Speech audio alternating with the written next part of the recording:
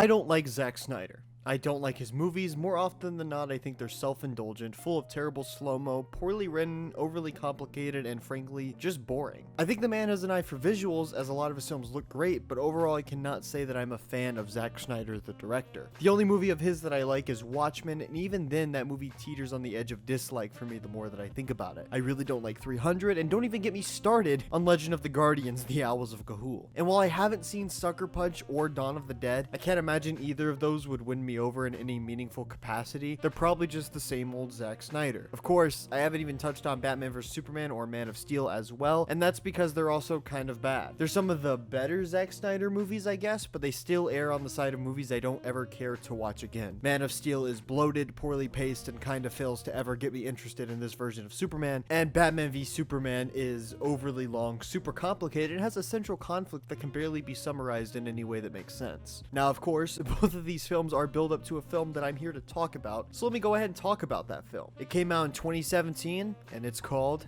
Justice League. It's awful.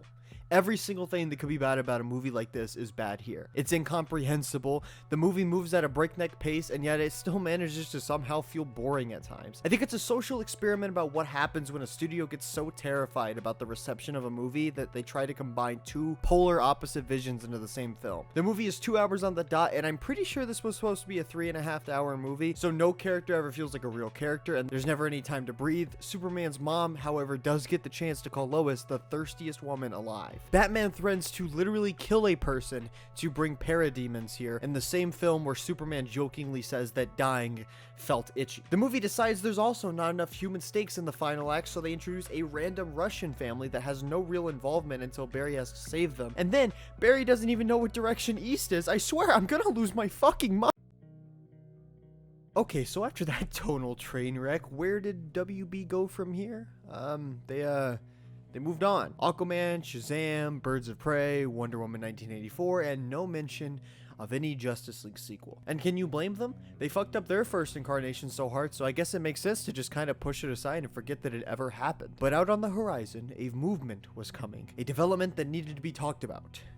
Hashtag release the Snyder Cut. I will admit I wasn't on board with this. Not that I didn't think Snyder deserved to have his movie released, I thought he did. After all, WB basically fired him and used personal tragedy to cover it up, but I just didn't really believe the film existed. I thought his version would be the same with maybe better CGI, color grading, maybe a bit longer, but I never subscribed to the idea that it was a completely different film. With all this being said, of course, as you know, the Snyder Cut was confirmed to happen on May 20th, 2020, and would be released on HBO Max. Needless to say, I was dreading it. 4 hours. 4 hours of a Zack Snyder Justice League movie. But was I going to watch it? Of course. But was I going to hate it? I want you guys to hear me out. This movie kind of rules. Honestly, I really did expect to hate it. I expected it to be, again, better than the 2017 version, but probably just still be overly long and boring. And while it is overly long, it's not that boring. I just really didn't hate this movie. I actually think I liked it. That being said, I think the bulk of why I like this movie comes from the climax. For the majority of it, I was ready to give it like a 5 or a 6 out of 10 and move on, but by the time we get to the climax, it really kicked in that I actually do like this movie, and that's honestly the most surprising thing about 2021 thus far. I think the characters are so much better here, they're really interesting, and every single one of them feels so much more fleshed out and interesting than they ever were in the original version. The Flash and Cyborg are the biggest examples of this, but even Bruce is better here, and Diana, while she's still kind of nothing, I feel like gets more to do here and is less sexualized in weird instances. I don't know what Joss Whedon was doing there, but Cyborg is a fully realized character now. He's got things to do and ties to characters. We see the way he cares about his father. We see him develop into a hero through the loss of his father, and it all builds to him having some tremendous moments within the climax. I think this is his movie. This is just Cyborg and the Justice League, not just the Justice League. Barry Allen, I fucking hated that man in the original version,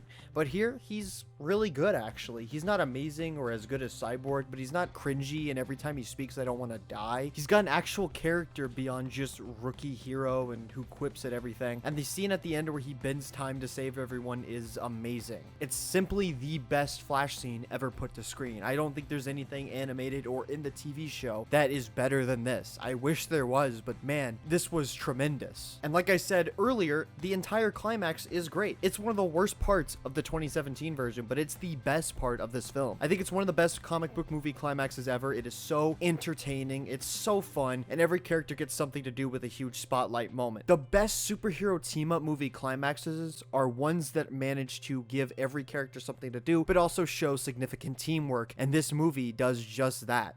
Literally, there are so many moments where it's like, oh cool, that character got something to do, but then at the same time, that character also worked with this character in a really insane way that was really cool to watch. It was just so good. I also think this movie really manages to give a lot of context to scenes that otherwise were just kind of there in the original movie.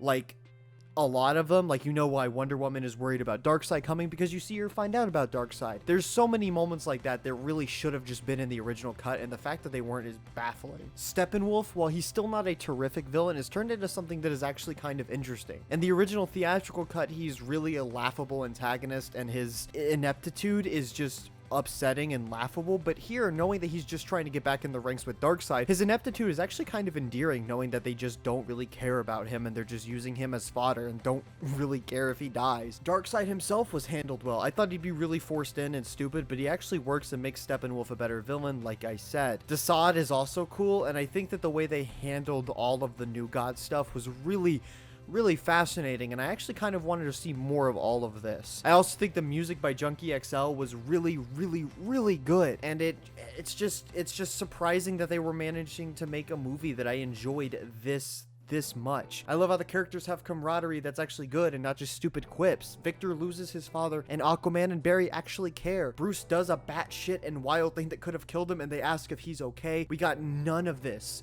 in the original version, and I think again that just kind of goes to show that the characters are really well handled here by Zack Snyder of all people. I also really enjoyed Superman in the movie. He's not amazing or anything, but I think that his introduction in this film is so much stronger than it was in the Whedon cut. I get they were trying to transform Superman into more of the Superman of the comics and the more upbeat Superman, but honestly it never really felt earned in that version. Now I don't like the whole like Clark Kent is dead, only Superman vibe they're trying to go for, but I feel like his introduction into the final fight is so much better in this version and feels a bit more earned, and the scene right before he comes in to fight Steppenwolf is really great.